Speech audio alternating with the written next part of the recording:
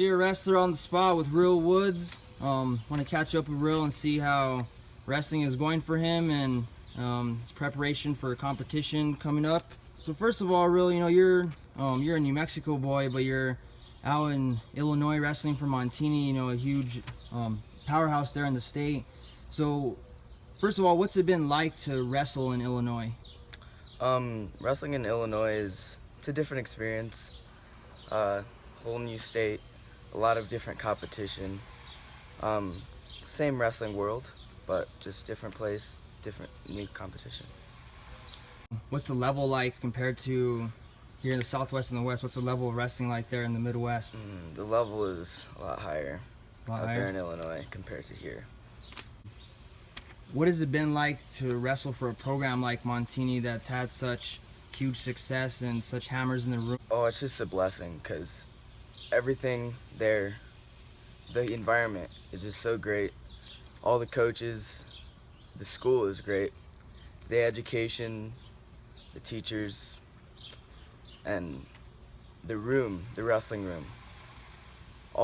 Every partner is a tough partner. It's hard. I feel like it's like a college room.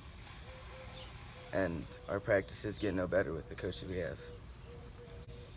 I guess off of that, I know that you, kind of in the level that you're at, you rush shoulders with, you know, the Olympic champions and have got to work out with those kinds of guys, those kinds of caliber athletes. They're also Division I national champions and what have you. What has that been like in terms of being able to wrestle with those guys and learn from them and add those things that they're teaching you to your arsenal? It's great. I try to just get every knowledge I can. You know, any knowledge isn't bad knowledge, because you could use it all, in my opinion. So that's how I feel about it. So I'm Montini. My understanding is that you have, you know, that the academic load is heavy. And so what has that been like in terms of balancing the academic load along with the wrestling regimen?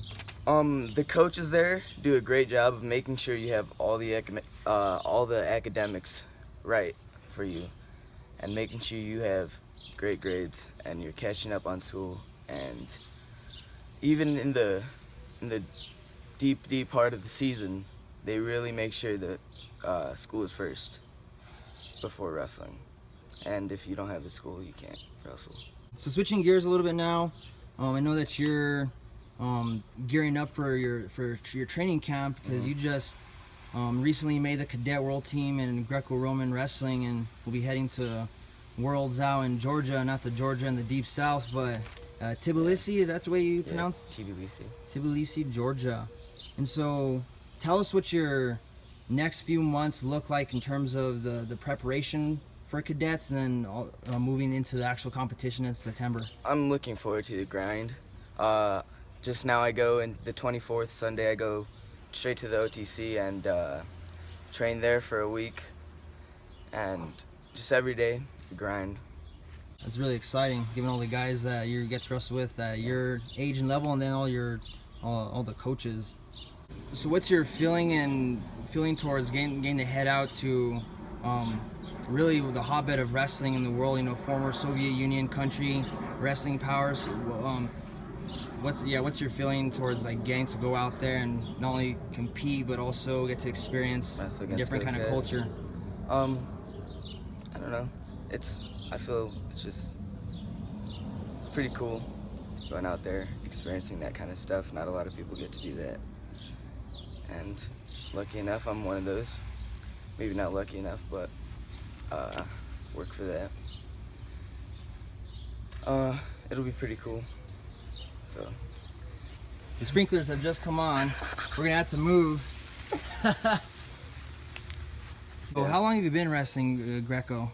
Well, so I did like a couple practices my 8th grade year, and I had wrestled in Southern Plains, and I hurt my shoulder, so I was out that whole summer in the finals, and from then I didn't wrestle the summers, and then this summer I just got into freestyle and Greco. And I was planning on, for the world trials, I was planning on just going Greco. So we worked Greco pretty good. And then I went out there, I got it done, and my coach was like, you know, why not go for freestyle? Let's get both of them. So I went out there for freestyle and tried to get it done. A couple things didn't go my way, and didn't come out where I wanted to. So I'm just happy that I got on that world team, but never satisfied. Overall, how would you characterize your style of wrestling? I've been told by everyone I'm very strong, but I'm very quick too. So I don't know. It's like I can't really tell myself. Like I could tell you someone else easier than I could tell myself. So what's your mindset when you go out there on the mat? I try to stay calm because whenever I get a little too amped up, I don't really perform as well. So that's one thing I really need to work on also, is not getting too amped up and staying calm. Because whenever I'm calm, I feel I wrestle a lot better than I do whenever I'm amped up.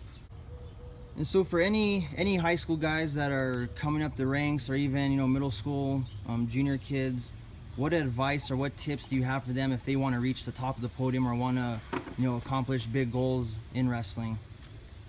Opportunities is, I feel that you need to take initiative on those opportunities, and that'll bring you so many things. And take in from everyone that you can, and just keep growing from there. Never give up on yourself. So I guess the last question I have, do you have any shout outs that you want to make? Anything else you want to add? No, I'm good. All right, well, really, good luck at Worlds, your training camp first, and then when you head out to Georgia, man, making New Mexico proud, and, we're all following you and excited to see not only what's going to happen this year, but in the future. And thank you for this interview, man. Awesome. Thank you, New Mexico. Right on.